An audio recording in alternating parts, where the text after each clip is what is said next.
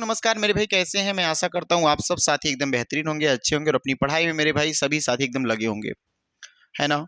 आप सभी साथी जो भी भाई पहली बार वीडियो को देख रहे हैं वो सभी साथी एक बार अपने अन्य साथी तक इस वीडियो को भेजेंगे। और देखो, ये जो परीक्षा आपकी सामने लगी हुई है, यूपीएसआई, एलटी ग्रेड, जीआईसी, अन्य भी जैसे बिहार की कुछ भर्तियां आ गई हैं। अभी आप देख रहे हैं मेरे भाई, बिहार बीपीएससी का जो है नोटिफिकेशन आया, उसमें पहले एस्टेट करवाएगा, उसके बाद आपको उसकी नौकरी की परीक्षा देखने को मिलेगी।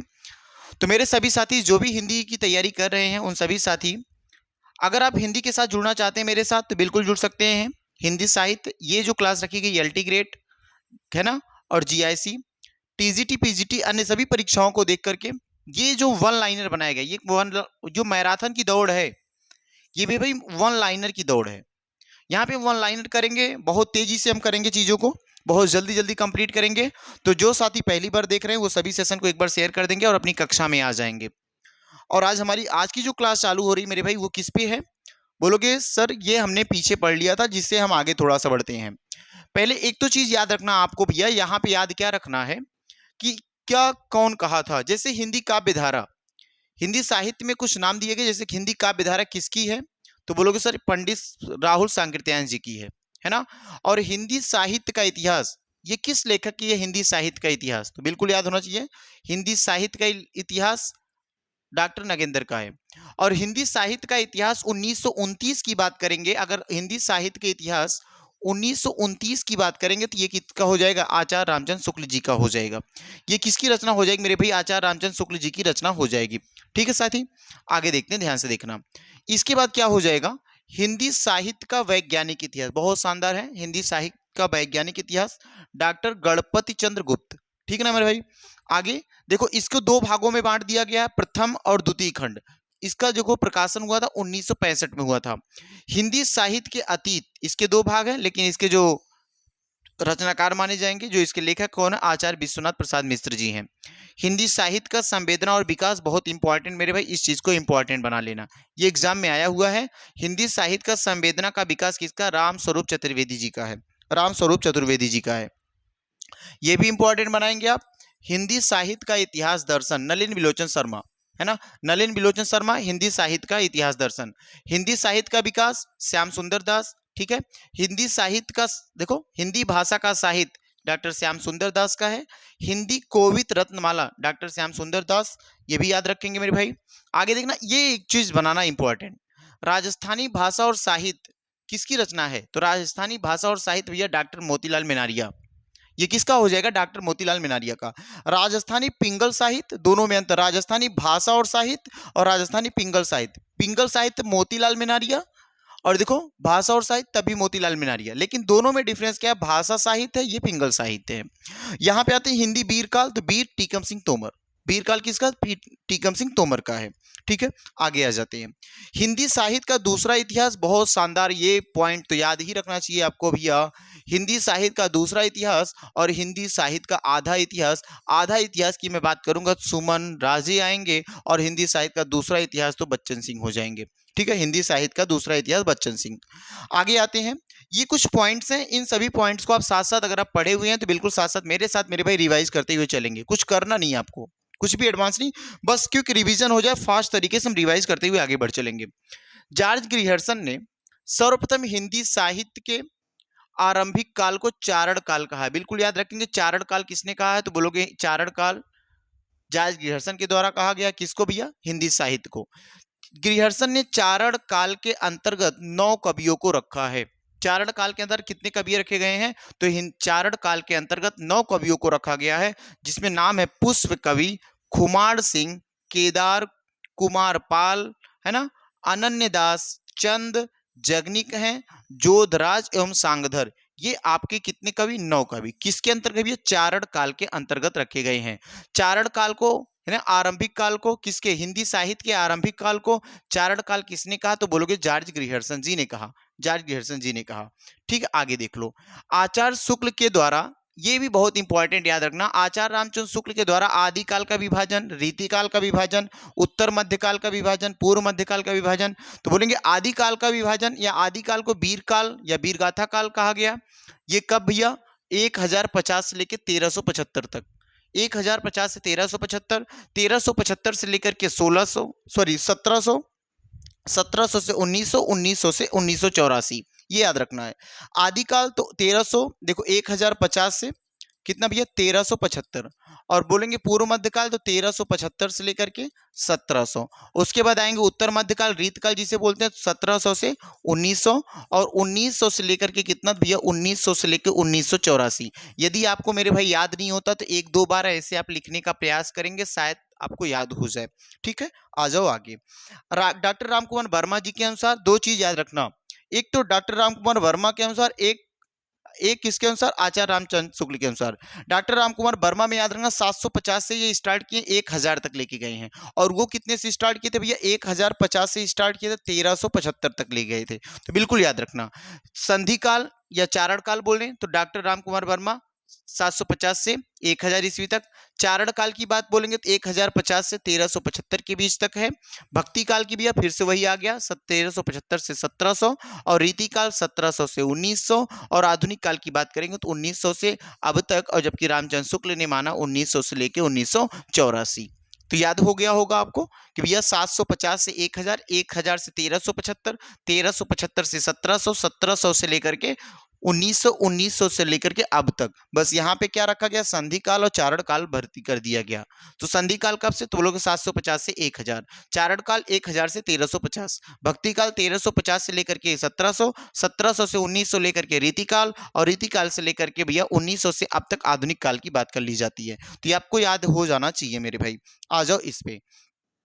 प्रारंभिक काल किसने नाम दिया, तो बोलोगे सर प्रारंभिक काल मिस्र बंधुओं ने नाम दिया। किसका, आदिकाल का नामकरण ये हो जाता है। ये किसका नामकरण होगा भैया, आदिकाल, ये आदिकाल का नामकरण है, याद रखना आपको। आदिकाल को आदिकाल किसने कहा, आदिकाल को आदिकाल डॉक्टर हजारी प्रसाद द्विवेदी जी के हैं, आदिकाल का नामकरण।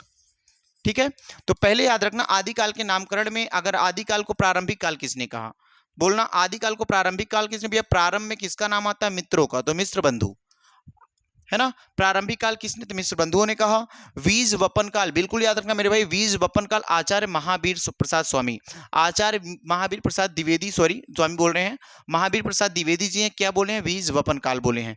वीर गाथा काल, सर वीर की बात आएगी तो आचार्य रामचंद्र शुक्ल, वीर गाथा काल किसने कहा, तो आचार्य रामचंद्र शुक्ल जी के हैं। किसको कहें भैया, तो बोलोगे वीर गाथा काल, आदि काल को वीर गाथा काल किसने कहा, तो आचार्य रामचंद्र शुक्ल। सिद्ध सामंत काल राहुल सांकृत्यायन, है ना, सिद्ध सामंत काल किसने कहा, तो राहुल सांकृत्यायन जी कहे हैं।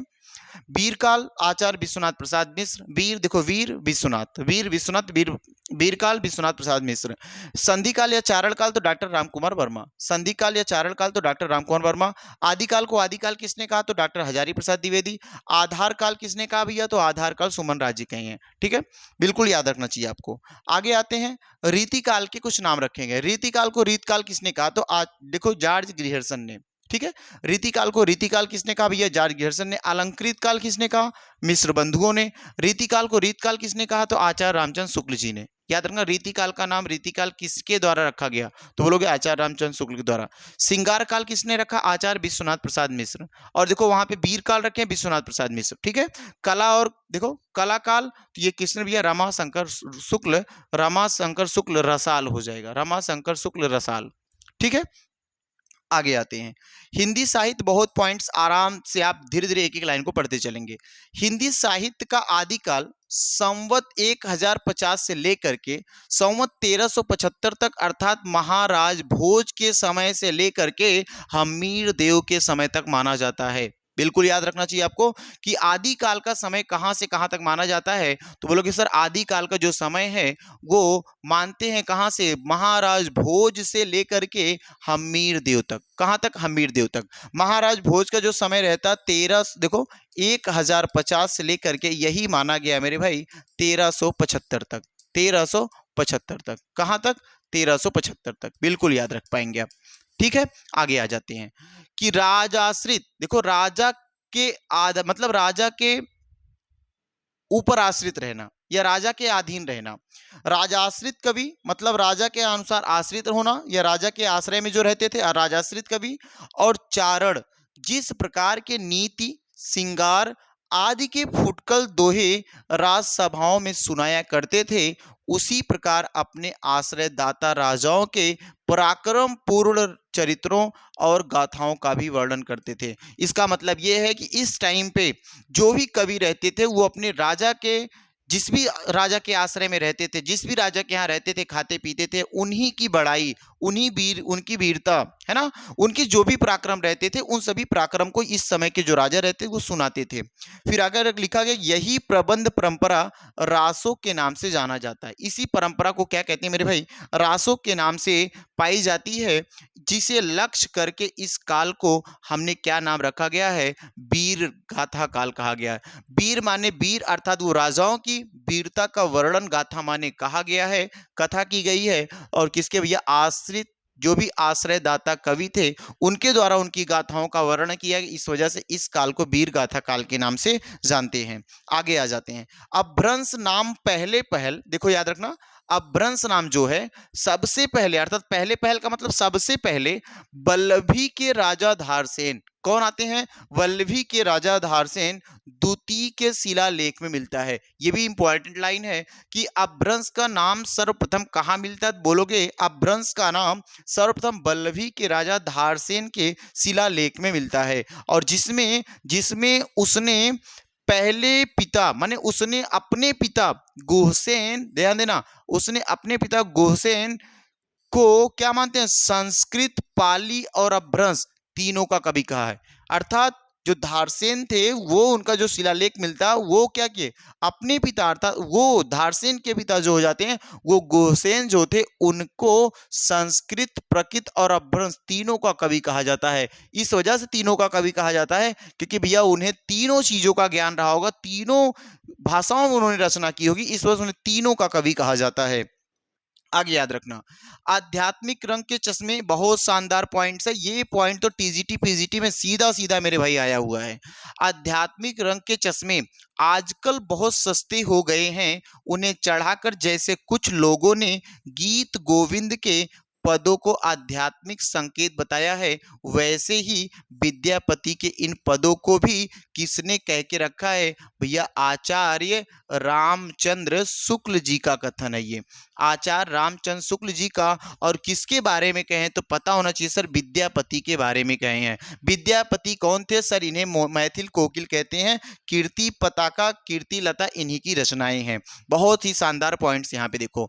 भला हुआ जो मारिया, ये किसकी पंक्ति है? शानदार पंक्ति पूछी जाती मेरे भाई। भला हुआ जो मारिया पंक्ति याद रखेंगे हेमचंद का है। भला हुआ जो मारिया वो पंक्ति किसकी है? तो हेमचंद की। देसिल बैना सब जन मिठा और ते तैसन जपहो अवहट्टा, ये किसकी पंक्ति है? विद्यापति की। ये किसकी पंक्ति मेरे भाई? विद्यापति की। बिल्कुल शानदार पंक्ति है, याद रखना चाहिए आपको। यहाँ देखो बहुत ही शानदार, ये भी पॉइंट याद रखना कि 12 बरिस ल कुकुर जिए और 13 लो जिए सियार, मतलब 12 जो साल जीते हैं वो कुत्ते जीते हैं, और 13 लो जिए सियार माने 13 वर्षों तक सियार जीवित रहते हैं, और बरिस 18 छत्री जिए माने 18 वर्ष तक छत्री जीते हैं, और आगे जीवन को धिक्कार, ऐसा जीना धिक्कार है। इस पंक्ति को किसने कहा भैया? जगनिक के कहा। अपनी वीरता का वर्णन करते हुए इन्होंने कहा है ना, इस यहाँ पे वीरता का वर्णन करते हुए इन्होंने कहा है। एक थाल मोती से भरा है ना, देखा देखो, एक थाल मोती से भरा, एक नार अचरज किया। और ये देखो दोनों पंक्ति जो है ना किसकी? अमीर खुसरो की। ये अपने गुरु के बारे में, ये देखो ये वाली पंक्ति अपने गुरु के प्रति कहे हैं कि देखो गोरी सोवे सेज पर मुंह के डारी के। जब उनके गुरुजी मर जाते हैं तो उनके गुरुजी के मर जाने के बाद जब वो सो जाते हैं तो वो सफेद कपड़े से ढके होते हैं, ऐसी स्थिति में ये देखो गोरी सोवे सेज पर मुंह के डारी केस। ये एक बहुत शानदार पंक्ति इनकी है अमीर खुसरो की। किसके बारे में कहेगा? अपने अपने जो गुरु थे इनके, उनके बारे में कही गई है। तो ध्यान से देखो, आगे आते हैं। कवि विद्यापति ने दो प्रकार की भाषा का प्रयोग किया।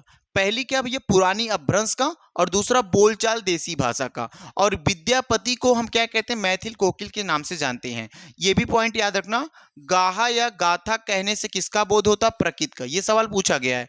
गाहा या गाथा कहने से किसका बोध होता? तो प्रकृत का बोध होता है।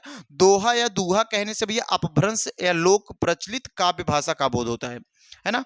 आप दूहा या दोहा कहोगे तो अपभ्रंश में लोक प्रचलित काव्य भाषा का बोध होता है, जबकि गाहा या गाथा कहेंगे तो उससे प्रकृति का बोध होता है। अच्छा, यहाँ याद रखना, भरत मुनि, नाट्य शास्त्र याद होगा आपको। भरत मुनि ने नाट्य शास्त्र में अपभ्रंश नाम से लेकर, अपना अपभ्रंश नाम देकर लोक भाषा को क्या कहा, देश भाषा कहे। कि भरत मुनि, आप जानते हैं रसों में जब आप पढ़ते हैं रस, वहां पे काव्य जब पढ़ेंगे आप, वहां पे रस में जाएंगे आप, है ना। तो रसों में क्या होता है, यही है। भरत मुनि नाट्य शास्त्र इनकी पुस्तक का नाम आता है। नाट्य शास्त्र ने अपभ्रंश नाम ना देकर लोक भाषा को देश भाषा कहा। इन्होंने अपभ्रंश नाम नहीं लिया, वहां पे लोक भाषा को देश भाषा के नाम से पुकारा है। तो ये कुछ ऐसी पॉइंट्स हैं, आपको वन लाइनर टाइप में मिले भैया। बहुत लंबी क्लास तो नहीं होगी, बहुत छोटी छोटी क्लास होगी, ताकि आप थोड़ा फास्ट रिवाइज कर ले। आज इतनी ही, अगली जो क्लास मिलेगी उसमें थोड़ा सा और भी डिटेल रखेंगे और थोड़ा लंबी क्लास मिलेगी। तो सभी साथी जो भी पहली बार देख रहे हैं, वो मेरे भाई, ये सभी जो पॉइंट्स हैं, इन पॉइंट्स को एक बार आपको पढ़ना चाहिए, ठीक है। और इन पॉइंट्स को आप ऐसे हाईलाइट करते हुए वेरी फास्ट तरीके से मेरे साथ तेजी से जुड़ करके और जल्दी जल्दी चीजों को कवर कर सकते हैं। ये देखो मेरे भाई, एक एक लाइन को मैं कवर कराऊंगा, पूरी बुक कवर करवाऊंगा। अभी आप चाहेंगे तो आचार्य रामचंद्र शुक्ल का भी पढ़ा दूंगा, बच्चन सिंह का भी करवा दूंगा। अभी आप सरस्वती पांडे और ये किताब में कंप्लीट करवा रहा हूं, पहले इसको आप कंप्लीट करेंगे, इसके बाद हम आगे बढ़ेंगे। तो ठीक है मेरे साथी, जो भी साथी नहीं जुड़े हैं और जुड़ने का प्रयास करना चाहते हैं, हिंदी टीजीटी पीजीटी पे लगे हुए हैं, एलटी ग्रेड जीआईसी में लगे हुए हैं, भैया कहीं से आप पढ़ रहे हो कोई फर्क नहीं पड़ता, आप प्रैक्टिस मेरे साथ कर सकते हो। आप अगर यूपी के साथ साथ अन्य स्टेट बिहार के साथ भी लगे हुए हैं, तो बिहार बीपीएससी में भी ऐसी लाइनों को आपको देख को मिलेगा भैया। तो इस वजह से मेरे साथ जुड़े और जितनी भी प्रैक्टिस हो पाए उतनी प्रैक्टिस का करने का प्रयास करें। तो ठीक है मेरे साथी, सभी साथियों को धन्यवाद।